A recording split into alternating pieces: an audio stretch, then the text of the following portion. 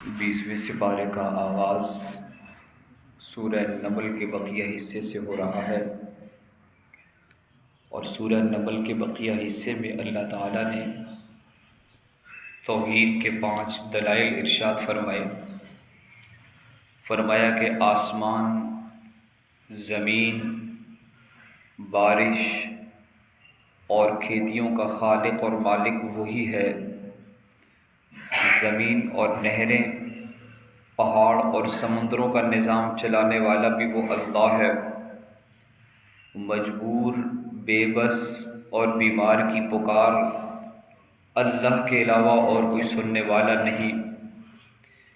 بحر و بر میں، سمندر کی تاریکیوں میں راستہ دکھانے والا بھی وہ ایک اللہ ہے۔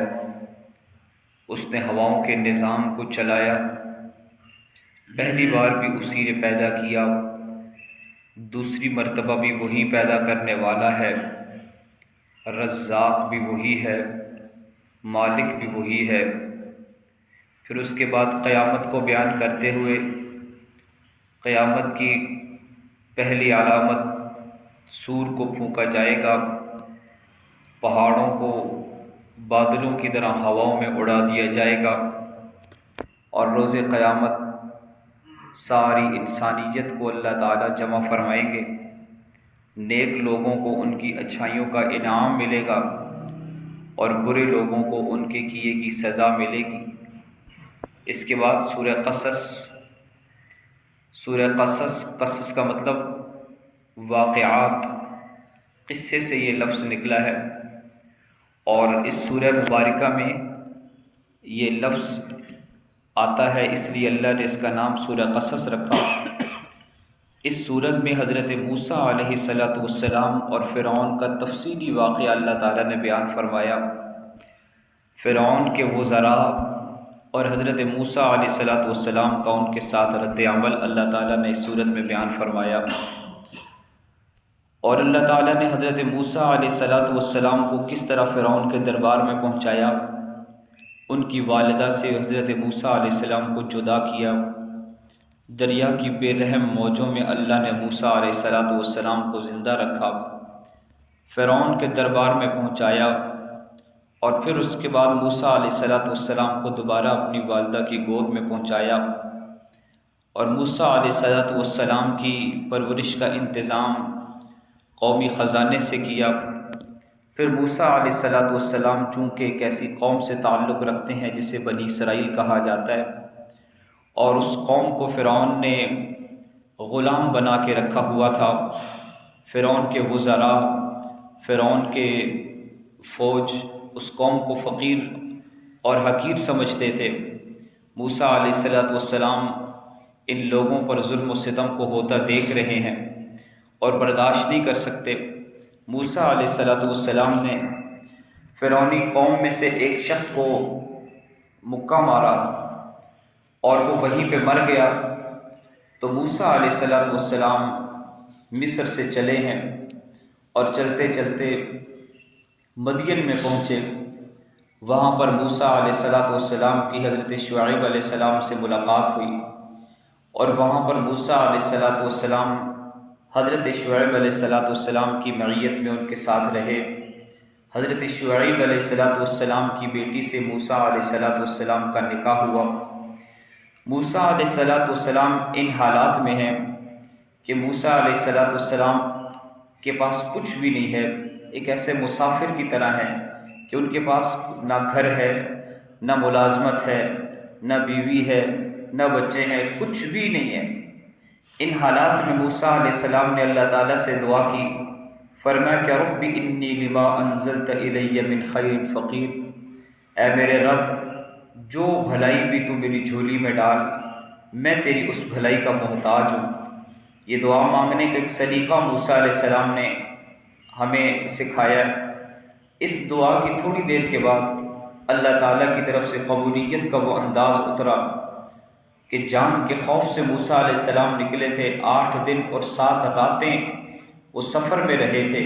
اللہ تعالیٰ نے انہیں گھر بھی عطا کیا، اللہ تعالیٰ نے انہیں امن و امان بھی عطا کیا، اللہ تعالیٰ نے انہیں بیوی بھی عطا کی، سب کچھ مل گیا۔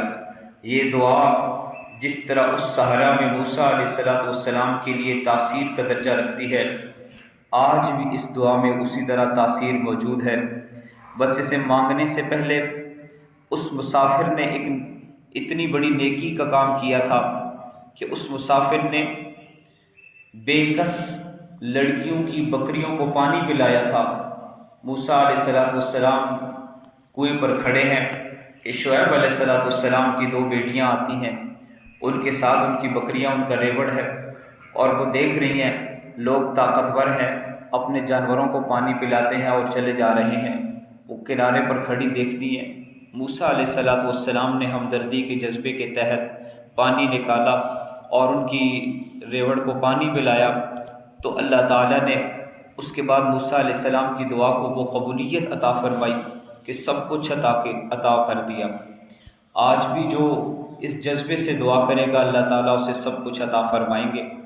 اور پھر اس کے بعد، اس واقعے کے بعد، فرعون کے وزیر حامان کا قصہ ہے، قارون کا قصہ ہے کہ اللہ تعالیٰ نے قارون کو اس دھرتی کی وہ دولت عطا کی تھی کہ اس کے خزانوں کی چابیاں بھی ایک لشکر اٹھا کے چلا کرتا تھا، اور جب وہ متکبر ہوا، اللہ کے سامنے اس نے تکبر کیا، اللہ تعالیٰ نے اسے اس کے خزانوں سمیت زمین میں زندہ دفن کر دیا، اور زمین کو حکم دیا کہ قارون کو زندہ زمین میں گاڑ دے۔ قارون نے اللہ کے نبی حضرت موسیٰ علیہ السلام پر تہمت لگائی تھی، تو زمین قارون کو پکڑنا شروع ہوئی اور اپنے اندر دفن کرنے لگی۔ وہ آہستہ آہستہ زمین میں جانے لگا، تو جب اس نے دیکھا کہ اب زمین مجھے نہیں چھوڑے گی، تو اس نے کہا کہ آپ مجھے اس لیے زمین میں گاڑ رہے ہیں کہ آپ چاہتے ہیں کہ میرے خزانے پر قبضہ کر لیں۔ تو اللہ تعالیٰ کے حکم سے زمین نے اس کے خزانے کو بھی دفن کیا اور قارون کو بھی زندہ زمین میں گاڑ کے رکھ دیا۔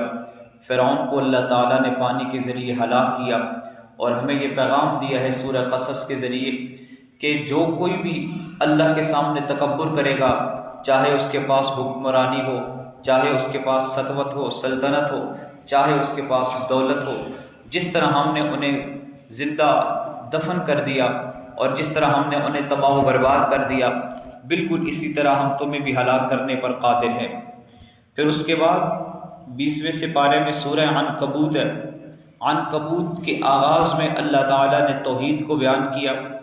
عنکبوت مکڑی کے جالے کو کہا جاتا ہے، اور یہ نام سورہ مبارکہ کا اس لیے اللہ تعالیٰ نے رکھا، اس میں بتایا کہ مشرکین کے جو عقائد ہیں، ان کی جو سوچ ہے وہ مکڑی کے جالے کی طرح کمزور ہے۔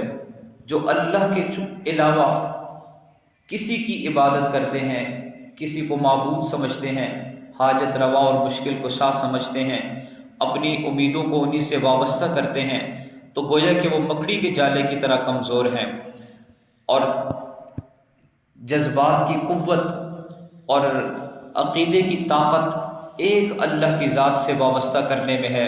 وہ لوگ کبھی بھی ڈوبتے نہیں، پریشان نہیں ہوتے، اس طرح زار و قطار روتے نہیں جو ایک اللہ کے سامنے روتے ہیں۔ اللہ تعالیٰ ان کے عقائد کو کمزور نہیں ہونے دیتے۔ اس کے بعد رسالت کو بیان کیا اور فرمایا کہ آزمائش من جانب اللہ ہوا کرتی ہے، اور پھر اس کے بعد قیامت کا تذکرہ فرمایا ہے۔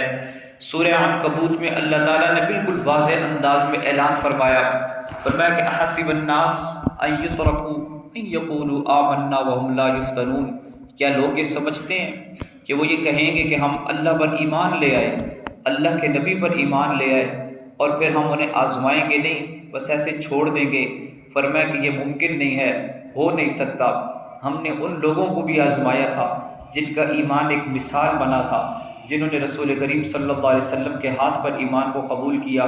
کبھی ہم نے بدر کے میدانوں میں آزمایا، کبھی احد کی گھاٹیوں میں آزمایا، کبھی ہم نے انہیں خنجر کے نیچے آزمایا، تلواروں کے سائے میں آزمایا، بھوک کے ساتھ آزمایا، خوف کے ساتھ آزمایا، گھر سے بے گھر کر کے آزمایا، در سے در بدر کر کے آزمایا، بیوی بچوں کی قربانی مانگ کر آزمایا۔